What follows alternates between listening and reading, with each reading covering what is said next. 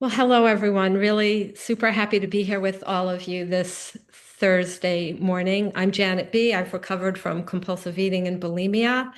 And for those of you who are new and don't know me, I'll just give like a 2-minute history. I started OA when I was a teenager, just short of my 16th birthday. And for my first 6.5 years, I couldn't stop binging. I was in OA, and already as a teenager, I was a full-blown compulsive eater. I stole food, I stole money for food. I went to OA. I never left. During my first 6.5 years, I probably had about 50 different sponsors. I called in my food, I did assignments, and I never got abstinent. I think my record was 2 weeks, but a lot of times I couldn't even make it to work without binging. And there I was in Overeaters Anonymous, getting worse and worse. I taught myself how to throw up because I didn't want to get too fat. And I ended up having to have major surgery on my esophagus because of how much I had damaged it. 6.5 years in, I was binging and throwing up to 6 times a day.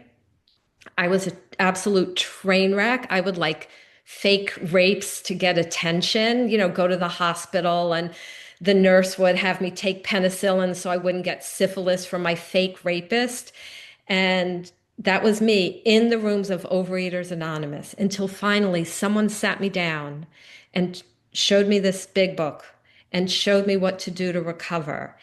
And I just remember taking a tough sponsor and then going out in the parking lot and saying a prayer and saying, God, I've always had fixed ideas of what you were like and what you wanted from me. And I'm willing to admit I know nothing and to start over and let you show me what you're like and how to worship you.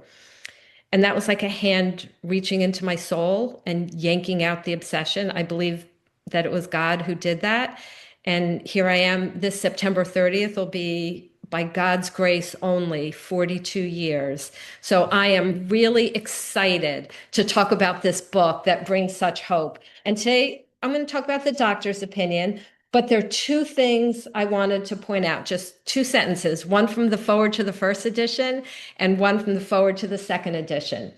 So in the forward to the first edition, that's Roman numeral XIII, it just says, well, it's actually two sentences. We of Alcoholics Anonymous, or Overeaters Anonymous, are more than 100 men and women who have recovered from a seemingly hopeless state of mind and body.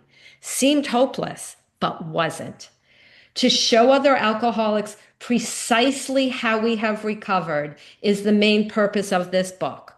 So this book has a lot of purposes, right? It talks about how to get along with family members, things like that. But its main purpose is to show others precisely how we have recovered.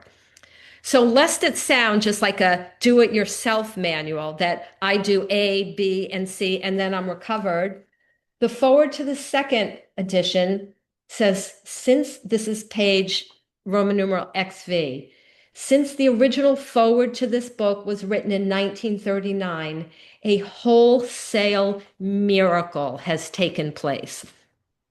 Guys, this program, in its essence, is about miracles. And what is miracle? That's like the breaking in of the supernatural, God, or as the book puts it, God doing for us what we couldn't do for ourselves. Now, when we think of miracles, we usually think of like one thing, like Moses parting the Red Sea or something like that. But they're telling us this program brings wholesale miracles, like hundreds and thousands of miracles, and they will tell us precisely what we will do. So we're going to flip over to the doctor's opinion now, which starts on Roman numeral XXV. And remember, the doctor's opinion was a book review. Because imagine before there were AA meetings, an alcoholic, is told about this group who recovers, these people who discovered a way. And he's going to be a little skeptical. So he's going to want to hear from a doctor. What does a medical doctor think? Because that's all they knew back then. Go to a doctor, try to get help. So the doctor's opinion is really a book review of the big book. It's a doctor who read it, And these are his comments on it. So what does he say? So at the beginning, he says, "We of Alcoholics Anonymous, this is just the intro, believe the reader will be interested in the medical estimate of the plan of recovery described in this book." So the doctor's opinion isn't the plan of recovery. Again, it's a book review. And so then the doctor writes a letter to whom it may concern. So to all of us who are interested. And he first gives his qualifications.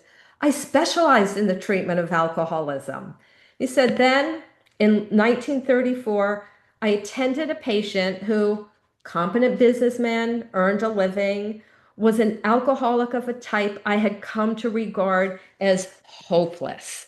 Well, we think, right, hopeless is bad. If someone, God forbid, gets a cancer diagnosis and the doctor says you're hopeless, I mean, that's pretty bad. But in our program, feeling hopeless, feeling that on my own power, I can do nothing about it, that's good, right? If we go to the very beginning of There Is a Solution, like regular number, page 17, it says, "We of Alcoholics Anonymous know thousands of men and women who were once just as hopeless as Bill. Nearly all have recovered." So, is there a correlation between feeling hopeless and recovering? Well, kind of, because if we go back to our cancer analogy, if I just go to the doctor for a checkup and the doctor says, "I think you need to go for chemo," I would say, "You're out of your mind. Like, I came in here for a checkup."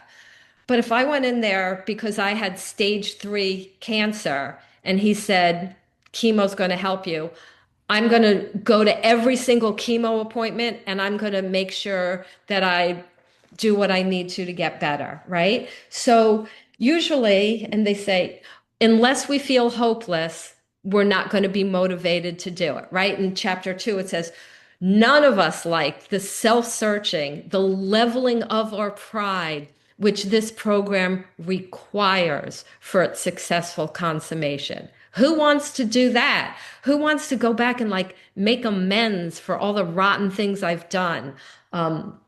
Certainly I didn't. I was like a selfish, self-centered brat, but I was hopeless and I was told to do it, so I did it. So the doctor goes on to say, in the course of his third treatment, he acquired certain ideas concerning a possible means of recovery. What are these certain ideas? And again, in the coming weeks, we'll get into them in detail. But it's really the twin themes of this program: faith and works together. Trust and rely on God and do what I think God wants me to as best I can, and works. Think about other people and their needs. And when I get through these steps, carry this message about a wholesale miracle that's available to all, to other compulsive eaters. That's what it is. And the doctor continues and says, this has become the basis of a rapidly growing fellowship, working with others, trusting God. That's the basis of our fellowship. And on page XXVI, the next page, they talk about how he started Dr. Silkworth started dealing with the allergy theory, right? This is kind of new. Says the body of the alcoholic is quite as abnormal as his mind. It didn't satisfy us to be told we couldn't control our drinking just because we were maladjusted to life. There was more. And they go on to say, the doctor's theory that we have an allergy to alcohol interests us. It explains things which we couldn't account for otherwise. So I'm going to say just a little about the allergy, because I know opinions are often very strong here. So there are some people who equate, sugar with the devil, who equate wheat with the devil, who just say certain foods or certain things are just like, really bad and all that. And remember, our book is really clear. On page 102 and 103, they say, some people say we should never keep liquor in our house, but some people serve it to friends. Basically what they're saying is just because we have a hard position on something, we don't need to impose it on others. And by the way, I have a food plan, and there are two people who know about it. My sponsor and my food sponsor. I don't tell other people what I eat because one, they may judge me if I'm eating something that they can't. Or two, they may say, oh, she eats that, so I guess I can eat that, even though it may be a trigger food for them. But I'll tell you what I do with sponsees when they first come around and have a food plan. I just say, do you know what your trigger foods are? They usually say yes. It's like, then leave them out of your food plan. That's it. Just leave them out. We know what causes us to binge, and we just leave them out. But here's what I want to say about the allergy. And hold that thought a minute because they get into it more. So, bottom of page 26, XXVI, they say we work out our solution on the spiritual as well as the altruistic plane. Again, the twin themes of faith and work. And they say we favor hospitalization for the alcoholic who is very jittery or befogged because you can't approach someone, obviously, when they're dead drunk. So I believe, my opinion, people have taken this line out of context for compulsive eaters and have said no one should work the steps with anyone until they have 2 days sober, till they have 2 days of not binging. Well, number one, if someone had said that to me, I would probably still be out binging because I couldn't get 2 days without the help of God. And so I did a little research to see, okay, for a compulsive eater who's just binged, a bad binge, how long does it take till they stop being befogged? And the answer was 2 hours. So I believe that if you've binged right before this meeting, by the time you're done with this meeting, you can start working the steps. There is no need to wait. And if we think about it, when Ebby went to Bill Wilson, Bill had been drinking and planning on drinking more. And Ebby didn't say, you know what, Bill, you're drunk. Get yourself dry and I'll come back in 48 hours. Or when Bill went to Dr. Bob was drinking and told his wife, I only want to stay for 15 minutes because he wanted to go home and drink more. Bill didn't say, go get cleaned out. In fact, Ebby talked to Bill, and then Bill was still in danger of going through DTs, like withdrawal from alcohol. So he did go to the hospital, but Ebby had already talked to him about this program. So he had to go for the physical. So what I'm saying is, please don't get a new sponsee and say, go get 48 hours and then come back to me and we'll talk. If they're like me, they won't be able to get 48 hours. Thank God I had a sponsor who started right away. And just as an aside, I tell my new sponsees from day one, spend 30 minutes in the morning with God. Even if you're not sure you believe in God, spend 30 minutes. Prayer, meditation, spiritual reading. Because if this program is about having a miracle, and miracles can only be done by God, I have to start getting a relationship with God. So what if I don't believe in God? I think we can start like this. We can say, God, I don't know if you exist, and I don't know if you care about me. But if you do exist and you do care, I need some help. And I think that's a perfectly fine prayer that God will answer and honor more than, dear God, I know you're there and I know you love me, because he'll hear the prayer in our heart, which is, I don't know you're there and I don't know if you love me. So we can start with an honest prayer. So skipping over to Roman numeral 27, XXVII, the doctor is saying, what with our ultra-modern standards, our scientific approach to everything, we are perhaps not well equipped to apply the powers of good that lie outside our synthetic knowledge. So two things here. Thank God for Dr. Silkworth and his humility, saying there's things outside my power. And what does he say the solution is? The power of good. I believe he meant the power of God, not just some like random power of goodness. And then he talks about a guy, I think he's talking about Bill Wilson. He says, one of the leading contributors to this book, came under our care in this hospital. And while here, he acquired some ideas which he put into practical application at once. Okay, so here's a guy coming into the hospital, still drunk, but just having heard about this program. And he puts these ideas into practical application at once. So that means at once, starting from day one, minute one, we can put some things into practical application. What are some things? And you'll hear me say this over and over because nobody told me this in 6.5 years. Nobody said, Janet, you have to be honest. So I'm saying to all y'all now, you have to be honest that this program doesn't work if we are not honest. Because if I'm not honest, I'm saying, in essence, God, go away. I can handle this myself, and I'm going to manipulate to get what I want or to get out of getting in trouble. So we can't do that. We can't be dishonest. Nobody said, Janet, you can't think about yourself all the time. I mean, I was such a brat when I was in college.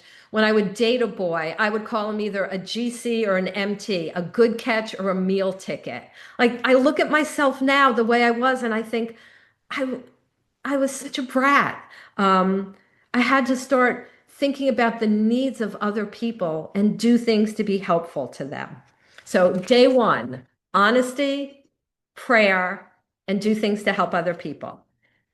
And so he says later he requested the privilege of being allowed to tell his story. It is a privilege that I'm here today able to talk. I consider it a privilege and a gift because I certainly didn't deserve this kind of blessing. It's a privilege. And then look how he described it. He says, this is the doctor talking. The cases we have followed through have been most interesting. In fact, they've been amazing. Look at that word amazing. That means unexpected in a good way. The unselfishness of these men as we've come to know them. So we're supposed to be unselfish. The entire absence of profit motive. Never take any money for this. We do it for free. And their community spirit. We care about other people is indeed inspiring to one who has labored long and wearily in the alcoholic field. They believe in themselves and still more in the power which pulls chronic alcoholics back from the gates of death. When I read a line like that, I wish I was an artist. I have no artistic talent, but think about that, a picture of a man crawling like or into a gate that, says like hell, death, whatever on the top of it with like a skull and crossbones, and then the hand of God reaching out and pulling him back. I can paint a word picture. Maybe if one of you is an artist, you might want to paint a visual picture one day because think about that. God has pulled us back from the gates of death.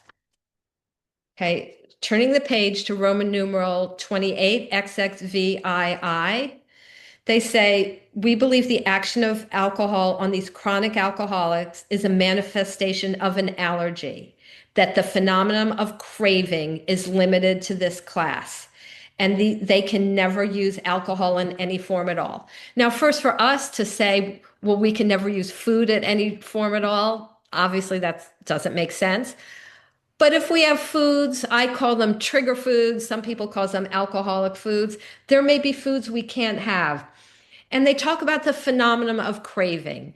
So I'm going to say that this phenomenon has two parts, right? The first part is, so let's say someone has an allergy to sugar. Once she has one bite of sugar, it sets off a phenomenon of craving. That's the way the allergy works, right? Some allergies, you go near the substance, like I'm allergic to cats. I get the phenomenon of sneezing and wheezing, right? That's the result. My daughter is allergic to mint. She has mint. The phenomenon of the allergy works. She sneezes, right?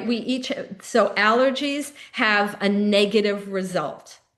The result of our allergy to whether it's sugar, or I'll use sugar because that's the most common one, we break out in a physical craving that's almost impossible to overcome.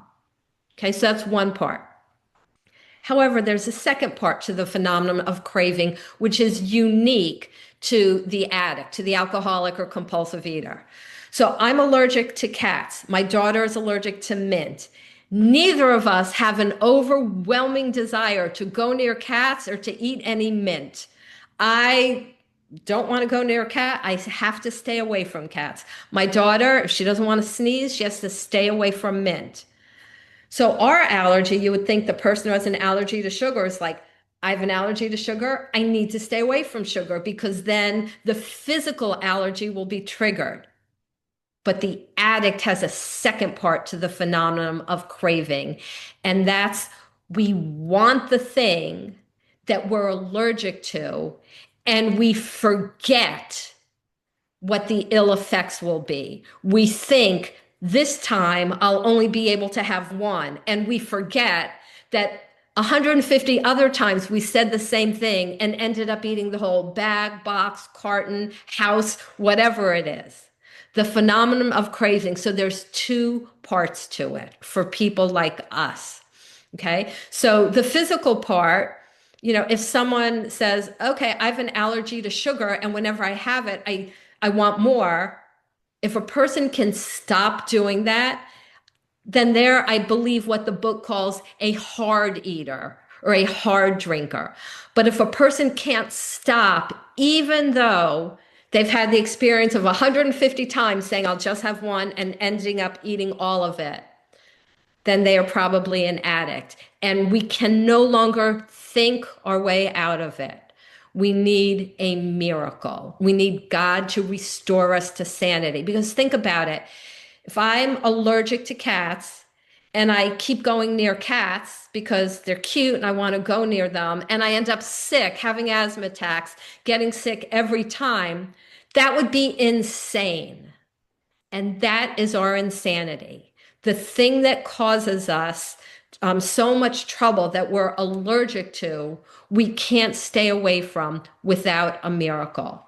But luckily, this book is about what? Wholesale miracles. So they tell us, still Roman numeral XXVIII, frothy emotional appeal seldom suffices. I will guarantee that not one of us is here because someone sat us down and said, you know, you have such a pretty face. You have so much to live for, but you're really wrecking your life by all this binging. I think you would be so much happier if you got in a 12-step program. Have a nice day. None of us are here because of that. We were here because we felt hopeless. For the emotional appeal, seldom suffices. The message which can interest and hold these alcoholic people, compulsive eating people, must have depth and weight. In nearly all cases, their ideals must be grounded in a power greater than themselves if they are to recreate their lives. Okay, so the message that God can come in and do a renovation job on my heart so that I won't obsess about food anymore and I won't treat people in such a disgusting way anymore, that God really is alive and well and doing this for people and will do it for us if we do the work.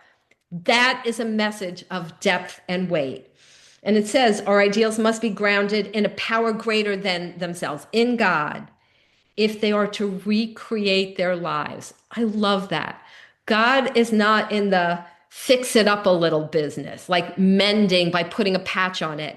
God is in the transformation business, caterpillar to butterfly stuff. And it says, you may think we're psychiatrists in a hospital, you're all sentimental, and they're saying, stand on the firing line and see the havoc that this illness creates. And they say, after many years of experience, and this is psychiatrists saying that, we have found nothing which has contributed more to the rehabilitation of these men than the altruistic movement now growing up among us. Of course, page 20 of our big book says, our very lives as ex-problem drinkers, eaters, depends upon our constant thought of others and how we can help meet their needs. So again, you're binging this morning. You want to stop now? 3 things. Connect with God, be honest, and go think of others. I had a sponsee, she lived by herself, couldn't think of anything to do. She drove to the nearest clothing store and folded clothes for 15 minutes. You know, we have to do self-sacrifice for others from day one. Okay, continuing on, Roman numeral XXVIII, they say men and women drink essentially because they like the effect produced by alcohol or food. What is it? Blot out. How long does it last? Usually 5 minutes, and then we're stuck with the remorse.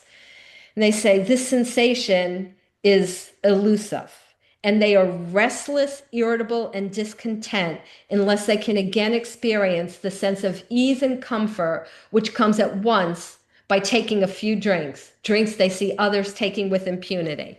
Okay, others may be able to, eat half a gallon of ice cream because they broke up with their boyfriend with impunity. But that girl who does that, the next day she goes right back to eating her normal way and she's fine. I am not that kind of person. And they say we're restless, irritable, and discontent. So let's look at those words, restless. I think that means like kind of bored with your life. I promise you, if you work these steps and get a relationship with God so he's active in your life and get involved in helping other people, you will never be bored. Irritable. Well, I'm irritable when I don't get my way, when I'm like queen baby and the world isn't going the way I want. I can't do that. If I've got resentments, I need to resolve them. And discontent. If I'm discontent, it means I have demands. And by the way, we don't ever have to be discontent. We could get, about 6 months ago, I was concerned that I was going to get this bad health diagnosis. And I'm like, ugh. And I'm like, wait a second. God has restored me to sanity. Anything beyond this is gift. Like, I'm not entitled to perfect health. I'm not entitled to a long life. I'm not entitled to anything. Then everything is a gift. And we're content more often than not. Not always. We're human beings. So if I were to say, I never get a resentment, I never get restless, irritable, or discontent, that would be a lie. But I sure get it way less often than I used to. And it says, so we want to experience the ease and comfort which comes by taking drinks we see others take with impunity. We have to learn to live with discomfort. Things aren't always comfortable for us, right? My son has a new girlfriend now, and I heard that apparently she said to him, why does your mom call you guys all the time? Because I call my kids all the time. And so my son, I guess he's like, yeah, I don't need to talk to my mom all the time. So I haven't talked to him in, 9 days now. And you know what? Like at first it's like, that's uncomfortable. I'm used to talking to him all the time, but it's okay. He doesn't have to change the way he lives to make me comfortable. I have to learn to live with discomfort.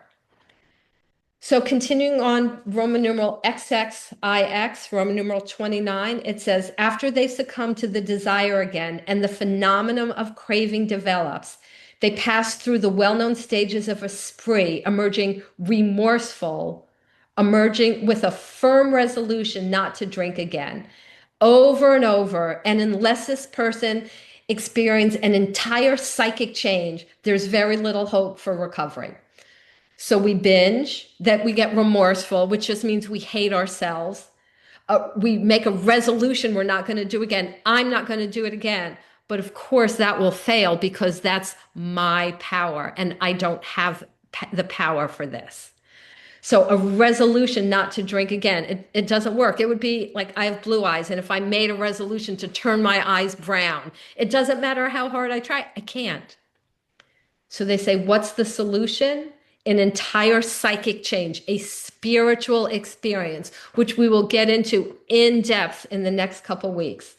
And then they say, on the other hand, and strange as this may sound, once a psychic change, a spiritual experience has occurred, the very same person who seemed doomed suddenly finds himself, look at this word, easily able to control his desire for alcohol, for food, easily. So we're binging, remorse, horror, hopelessness, despair, make resolutions. It doesn't work. We have a spiritual awakening and suddenly it's easy. The only effort necessary being that required to follow a few simple rules, the steps. That's it. And they say, what about the person who says, Doctor, I cannot go on like this. I have everything to live for. I must stop, but I cannot. You must help me.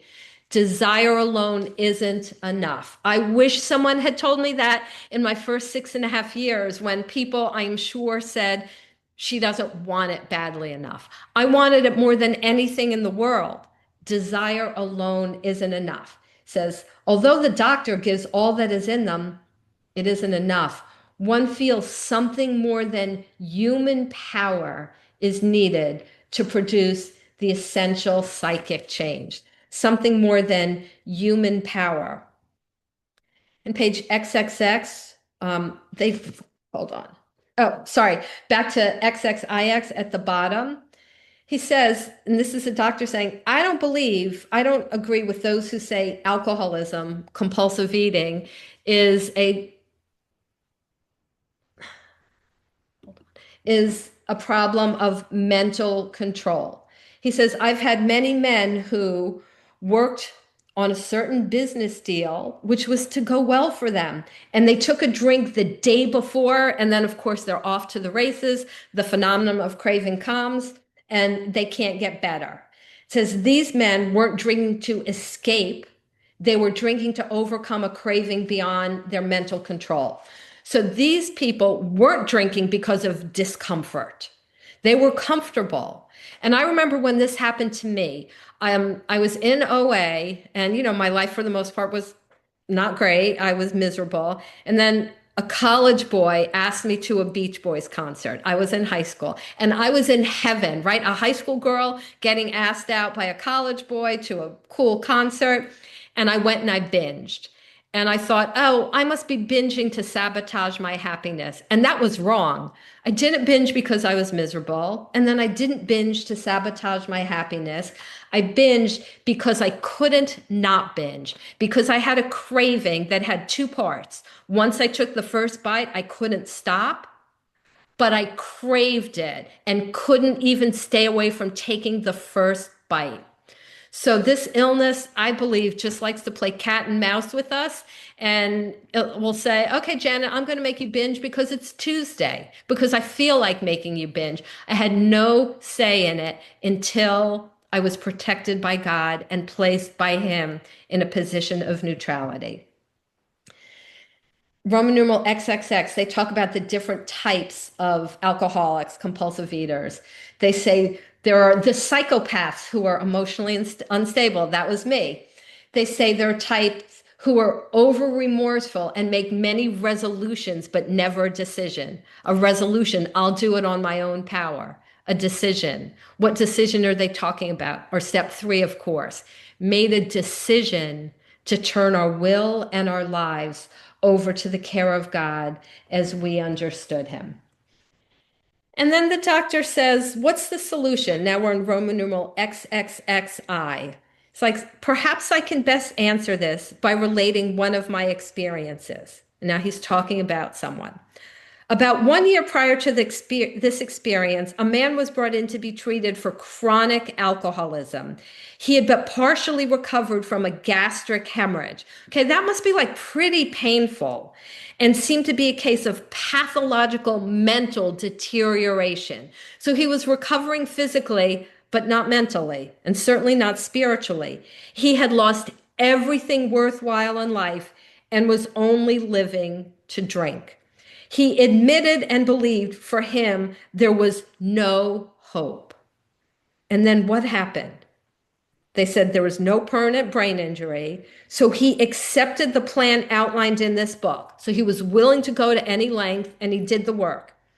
1 year later, he called to see me and I experienced a very strange sensation. I knew the man by name and partly recognized his features, but there all resemblance ended. From a trembling, despairing, nervous wreck had emerged a man brimming over with self-reliance and contentment, caterpillar to butterfly stuff. And the doctor says, I talked with him for some time, but was not able to bring myself to feel I had known him before. He was a different person. He was transformed. And then he says, a long time has passed with no return to alcohol. Guys, it is possible to never binge again. It is possible for a long time to pass with no return to compulsive eating. And he talks about another guy who hid in a barn, just, determined to die. Then it says he was rescued by a searching party and in desperate condition. I believe that when we recover, God wants us to go on search and rescue missions for other people. We don't want our friends to be in deserted barns determined to die. Obviously, we can't make people recover, but we can carry a message of hope to them, and we can always give him love. So the last page of Doctor's Opinion, Roman numeral XXXII, he talks about that guy who'd been hidden in the barn, determined to die. And he says, he became sold on the ideas contained in this book. This book has it all. He's not had a drink for a great many years. I see him now and then, and he is as fine a specimen of manhood as one could wish to meet. And then the doctor closes with what his final words. I earnestly advise every alcoholic, every compulsive eater to read this book through. And though perhaps he came to scoff, he may remain to pray. So we shouldn't write off scoffers. A lot of people who are scoffing end up remaining to pray. But look at the doctor's last piece of advice. Do what's in this book, do it precisely, and pray. Why? Because prayer activates the miracle. So look what he says. Beautiful. Though perhaps he came to scoff, he may remain to pray. So I hope that we all remain to pray. And that is all I have.